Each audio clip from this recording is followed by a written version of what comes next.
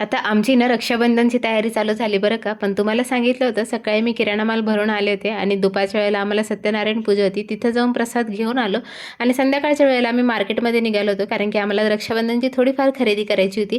इथं मला देवराख्या घ्यायच्या होत्या आणि बाकीचं थोडंफार साहित्य घ्यायचं होतं. मैत्रिणीला सोबत घेतलं आणि आम्ही पोहोचलो मार्केटमध्ये.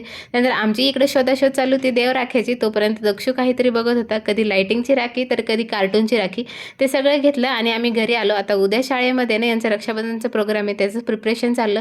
दक्षू इथे ग्रीटिंग कार्ड बनवत होता, तोपर्यंत अनुनी छान असे राख्या बनवल्या होत्या तिच्या स्कूलमधल्या फ्रेंड्सला बांधण्यासाठी. तोपर्यंत दक्षूचं ग्रीटिंग कार्डसुद्धा तयार झालं होतं. आता त्याची तब्येत थोडीशी कमी जास्तच आहे, पण हे ग्रीटिंग कार्ड बनवताना थोडासा रमला तो आणि थोडंसं त्याची करमणूकसुद्धा झाली आणि ते बघूनच जरासं बरं वाटलं. त्यानंतर इथं तो ग्रीटिंग कार्ड दाखवत होता तुमच्या सगळ्यांसाठी. कॉमेंट्समध्ये तुम्ही सांगा की त्यांनी ग्रीटिंग कार्ड कसं बनवलं. आणि त्यानंतर ना त्याच्याच आवडीचा थोडासा शिरा घेतला होता.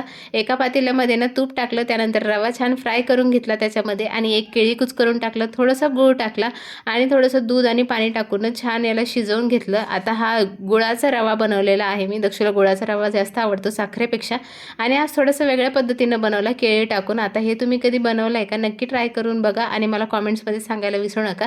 आणि तुमची रक्षाबंधनची खरेदी झाली का नाही ते सुद्धा कॉमेंट्समध्ये सांगा. चला भेटू नेक्स्ट व्लॉगमध्ये. तोपर्यंत बाय.